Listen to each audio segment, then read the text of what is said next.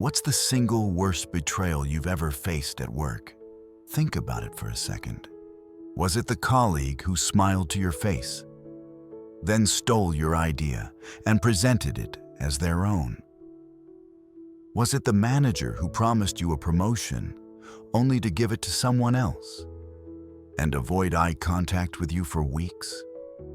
Or was it the team that threw you under the bus when a project failed, even though you'd worked late every night to save it? Betrayal at work. It's a unique kind of pain. It doesn't just sting your pride. It demolishes your trust, makes you question your judgment, your talent, and even your future at the company. You feel powerless, sidelined, written off. The question is, what do you do next? Do you get angry? Do you plot revenge? Do you quit? Or is there another way? A strategic way? A way to not just recover, but to turn that very act of betrayal into the single greatest asset of your career? It sounds impossible, I know. But for centuries, one of the most effective strategic roadmaps for this exact crisis has been hiding in plain sight. It's not taught in business schools. You won't find it in modern management books. It's the story of a young man who was betrayed in the most brutal way imaginable. He was stripped of his position, his reputation was destroyed, and he was left for dead by the very people who should have protected him. And yet, he ended up running the most powerful empire on earth. This is not just a Sunday school story. This is a masterclass in crisis management and personal strategy. This is the case study of Joseph.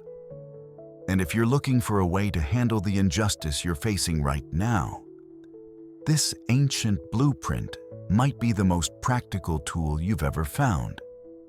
If this resonates with you, do me a favor and hit that like button. You're in the right place. The story, as told in the book of Genesis, begins with a young man who is, let's be honest, a little bit arrogant. Joseph is brilliant. He's the favored son, and he knows it. He has big dreams, literally. Dreams of his family, his brothers, all bowing down to him. In a corporate sense, Joseph is the young prodigy, the high-potential employee who gets all the attention from the CEO, his father Jacob. He even gets the special coat of many colors. You can think of it as the prime corner office, the special parking spot. It's a visible symbol of his status. And his brothers, his colleagues, they hate him for it. They see his talent, but they also see his pride. They hear his dreams not as inspiration, but as a threat to their own position. This is the first lesson in the blueprint. Talent without humility often breeds resentment. Your success can feel like a judgment to those around you. The betrayal, when it comes, is swift and brutal. His brothers, his own team, conspire against him. They see their chance to eliminate the competition. They throw him into a pit, a deep, dark, empty hole. They effectively fire him from the family business. Have you ever been in a professional pit? A moment where your career seems to have hit rock bottom? Where you feel completely isolated and cut off from everything you've worked for? For Joseph, this was just the beginning. He sold into slavery, a complete career reset. He goes from being the celebrated son to being a piece of property. He's taken to Egypt and bought by a man named Potiphar, a high-ranking official, the captain of Pharaoh's guard. Here, at the absolute bottom, Joseph makes his first strategic move. He doesn't complain, he doesn't despair, he acts. He focuses on the only thing he can control: his own performance. The principle is simple, but powerful. When you lose your position, you must rely on your principles. Joseph's principles were excellence, integrity, and diligence. He worked so effectively with such profound trustworthiness that Potiphar soon noticed this wasn't just about working hard. It was about building a system. Genesis tells us that the Lord was with Joseph, and he became a successful man. In practical terms, Joseph was such a masterful manager, such an efficient strategist, that everything he touched prospered. Potiphar saw this. He saw the results. And he did what any smart executive would do. He promoted Joseph. He put him in charge of his entire household, everything: his finances, his staff, his operations. Joseph became the chief operating officer of Potiphar's estate. From a slave to a C-suite executive. This was a remarkable turnaround. It shows us that your value isn't determined by your title, but by the results you can produce. Even in the most limited circumstances, excellence is a currency that people recognize. But the story doesn't stop there. Just when things are looking up, Joseph faces a second, more insidious betrayal. Potiphar's wife. She sees Joseph, capable, handsome, successful, and she wants him. She tries to seduce him day after day. Joseph is now in a classic no-win situation. If he accepts her advances, he betrays the man who trusted him. He violates his own integrity. If he refuses, he risks her anger and retaliation. He chooses integrity. He refuses her, and her desire turns to rage. She accuses him falsely. She frames him. She uses his own coat, the symbol of his authority in the house, as evidence against him. And Potiphar, despite all the trust he had in Joseph, throws him in prison. This is perhaps the most painful part of the story. The first betrayal was from his jealous rivals. This second betrayal comes after he did everything right. He was a model of integrity, and his reward was to be publicly shamed and locked away. He didn't just lose his job this time, he lost his reputation. Have you ever been there? Falsely accused? Your intentions twisted? Your good work used against you? It's a profound wound, and it's a moment that tests the very core of who you are. If you're finding this story powerful, consider sharing it with someone who might need to hear it. It could be the lifeline they need today. Now, Joseph is in the royal prison. This is a place for political enemies, for high-level officials who have fallen out of favor. This is the end of the line. And what does he do? He repeats the pattern. He doesn't succumb to bitterness. He doesn't spend his days cursing his fate. He starts working. He builds a system. He provides value. He's so competent, so organized, so trustworthy, that the prison warden soon delegates all responsibility to him. Genesis says the warden paid no attention to anything that was in Joseph's charge. Think about that. Joseph is a prisoner, yet he is running the prison. He has turned his cell into an office. He has transformed his crisis into a new area of responsibility. This is a critical strategic insight. In any organization, even a prison, there are problems to be solved. There are systems that can be improved. The person who takes the initiative to solve those problems, regardless of their official title, eventually gains influence. Joseph's real asset was not his ability to manage a household or a prison. It was his ability to see systems and bring order to chaos.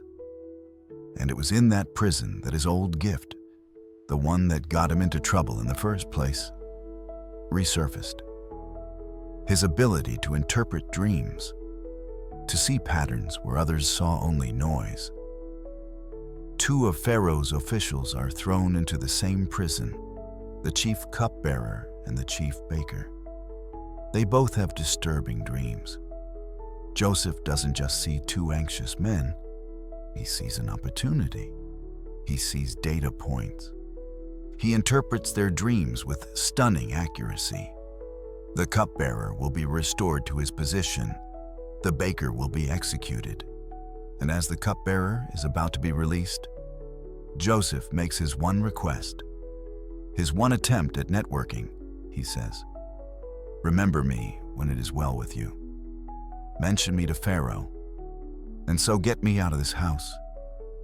But the cupbearer, once he is restored to the glamour of the royal court, forgets him. Another broken promise, another betrayal, this time of negligence. Joseph is left to languish in prison for 2 more full years. 2 years of silence, 2 years of waiting. This is the final test of his resolve. To hold on to hope when everyone has forgotten you. To keep honing your skills in the darkness with no guarantee that they will ever be used. He was at the absolute bottom.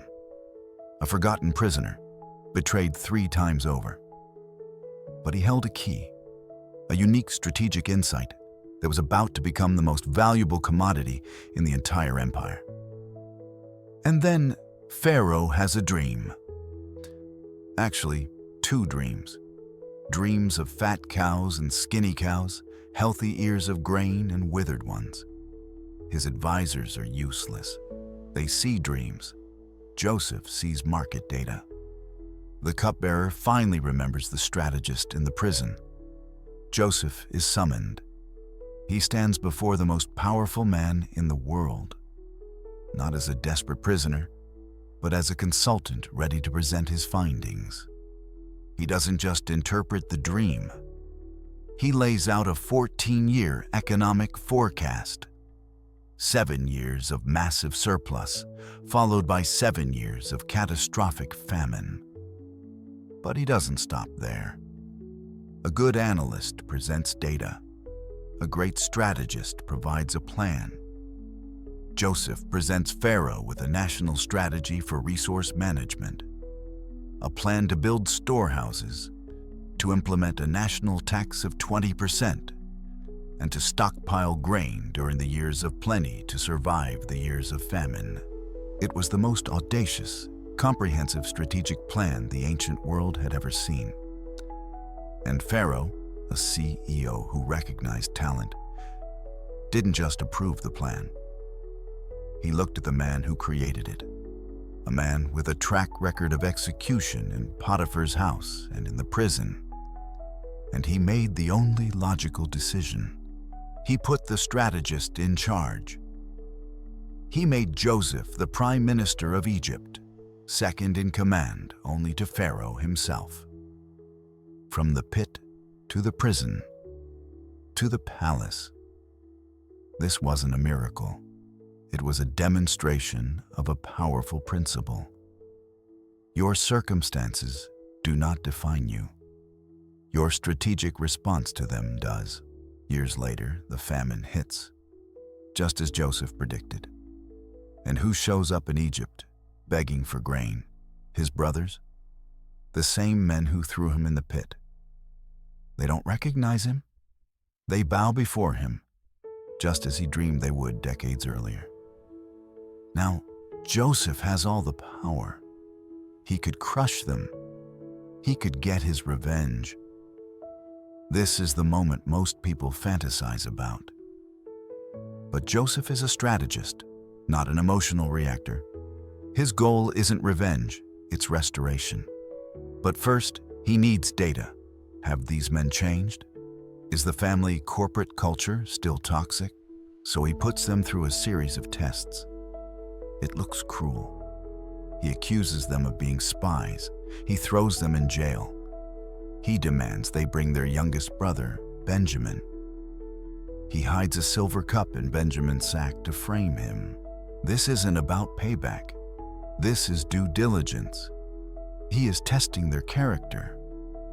Will they abandon Benjamin like they abandoned him? Or will they stick together?